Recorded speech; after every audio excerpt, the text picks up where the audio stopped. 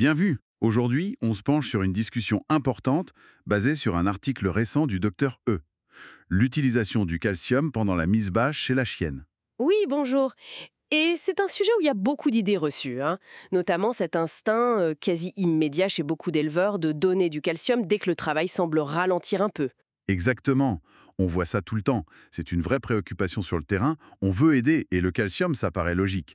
Mais justement, l'article du docteur E, il remet ça en question, c'est ça? Tout à fait. Il souligne un point crucial. La plupart des mises bas difficiles, ce qu'on appelle les dystocies, elles ne sont pas causées par un manque de calcium. Ah bon?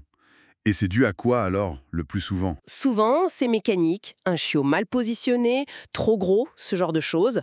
Ou alors c'est l'utérus qui est simplement épuisé, il n'a plus de force. D'accord. Et l'erreur majeure, vraiment la première chose à éviter selon l'article, c'est de donner du calcium au cas où, avant même le début du travail ou dès les tout premiers signes. Oui, le fameux «ça peut pas faire de mal». On l'entend souvent, celle-là. Et pourtant, si, c'est là tout le problème. Donner du calcium comme ça, trop tôt, ça peut complètement dérégler, enfin éteindre le système hormonal très fin qui gère le calcium de la chienne. Comment ça, éteindre?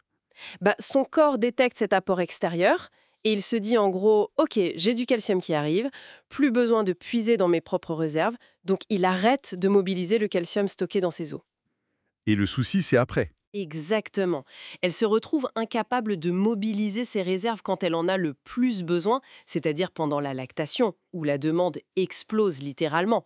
Et là, c'est le risque d'éclampsie, cette chute de calcium gravissime après la mise bas. Donc, pendant la gestation, on ne touche à rien, sauf cas très particuliers. C'est ça. Sauf avis vétérinaire spécifique pour une chienne à risque identifiée, une bonne alimentation pour chienne en reproduction, c'est suffisant. Supplémenter en calcium pendant la gestation, c'est souvent contre-productif. Ok, ça c'est vraiment important. Ne pas perturber le système avant. Mais alors, pendant la mise bas, quand ça travaille activement, comment on sait si et quand le calcium peut être utile? Alors là, l'article donne des indications assez précises. Le calcium peut aider, mais seulement si on observe des contractions qui étaient efficaces au début et qui deviennent progressivement plus faibles, plus espacées. Progressivement plus faible, d'accord. Et il faut le bon type de calcium. C'est une autre erreur fréquente. Il faut un calcium oral à absorption rapide, le citrate, le lactate, ou les gels qui contiennent souvent un mélange de sel de calcium. Ils agissent en 30 à 60 minutes. Et ceux qu'on trouve facilement, genre TUMS, le carbonate de calcium? Justement, non. Ça, c'est le piège. Le carbonate de calcium, son absorption est très lente et elle dépend de l'acidité de l'estomac. Or, une chienne, en plein travail, stressée, elle a souvent peu d'acidité gastrique. Donc, en urgence, c'est inefficace. C'est bon à savoir ça. Et les injections? On voit parfois des éleveurs qui en ont. Alors là, attention, danger. Le gluconate de calcium injectable agit très vite, c'est vrai, mais il doit être administré très lentement et sous surveillance stricte à cause du risque d'arrêt cardiaque. C'est exclusivement un acte vétérinaire. Tenter ça à la maison, c'est une erreur gravissime. D'accord, très clair. Vétérinaire uniquement pour l'injectable. Bon, la question pratique maintenant. Au bord de la caisse, comment on distingue ce besoin de calcium, ce manque de carburant d'un problème mécanique? Un chiot qui bloque? C'est la question à millions, hein, c'est crucial. Les signes qui peuvent répondre au calcium, c'est des contractions qui faiblissent visiblement après avoir été bonnes, ou un intervalle qui s'allonge anormalement entre deux chiots, disons plus de 2 heures, parfois 3 ou 4, alors qu'on sait qu'il en a d'autres. Ok. Et les signes qui disent urgence veto, pas calcium? Si la chienne pousse très fort, sans arrêt, pendant 20 ou 30 minutes et que rien ne sort, s'il y a un écoulement vaginal vert foncé ou noir avant la naissance du premier chiot, ou si la chienne est visiblement mal, abattue, elle tremble beaucoup, elle a l'air malade, là, ce n'est pas un manque de calcium primaire. C'est une urgence absolue, il faut filer chez le vétérinaire. Le calcium ne résoudra rien et fera perdre un temps précieux. Même pour les petites races qui sont plus à risque d'hypocalcémie? Oui, même pour elles. Les chihuahuas, les caniche toys, les races qui font de grosses portées sont plus prédisposées, c'est vrai, mais les signes d'une dystocie obstructive ou d'une souffrance fœtale restent des urgences, peu importe la cause sous-jacente suspectée. Et l'ocytocine dans tout ça? Beaucoup d'éleveurs l'utilisent aussi pour relancer les contractions. L'article pointe une autre erreur fréquente. Donner de l'ocytocine quand les contractions sont faibles avant d'avoir vérifié ou donné du calcium si besoin. Ah oui. Pourquoi? C'est l'image du carburant et de l'accélérateur. Le calcium, c'est le carburant du muscle utérin. L'ocytocine, c'est l'accélérateur. Si le réservoir de carburant calcium est vide, appuyez sur l'accélérateur, ocytocine, ça ne sert à rien, sauf à fatiguer encore plus le moteur, le muscle utérin.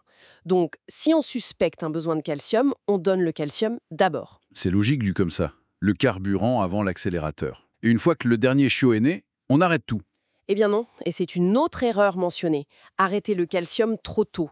Le pic de besoin en calcium, c'est pendant la lactation, les premiers jours surtout. Ah oui, pour la production de lait. Exactement. Alors, souvent une bonne alimentation suffit, si la chaîne mange bien. Mais pour les chaînes à risque, petites races, grosses portées, ou celles qui ont déjà fait une éclampsie, une supplémentation raisonnée pendant la lactation, décidée avec le vétérinaire, peut être indiquée. Il n'y a pas de recette unique. Et si on a donné une dose de calcium orale pendant la mise bas, et que, disons, 45 minutes après, rien n'a bougé? L'article suggère une règle simple, la règle des 45 minutes. Si après une dose de calcium oral à action rapide, il n'y a pas d'amélioration nette des contractions dans les 45 minutes, il ne faut pas insister ou attendre plus longtemps. On appelle le vétérinaire. On appelle le vétérinaire. Attendre trop longtemps est une autre erreur qui peut coûter cher. Ok, donc si je résume les points clés pour nous, éleveurs.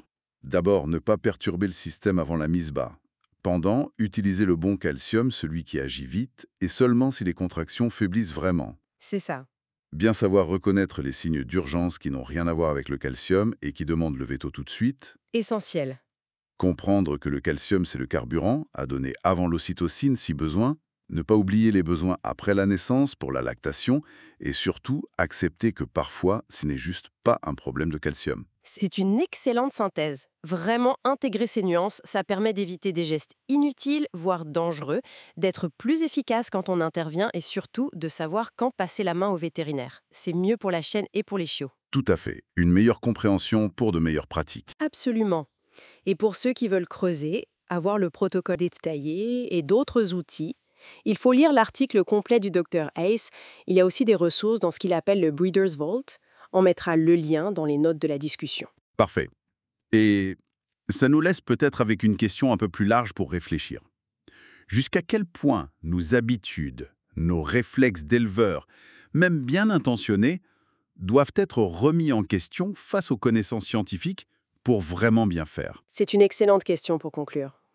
Une réflexion continue est nécessaire.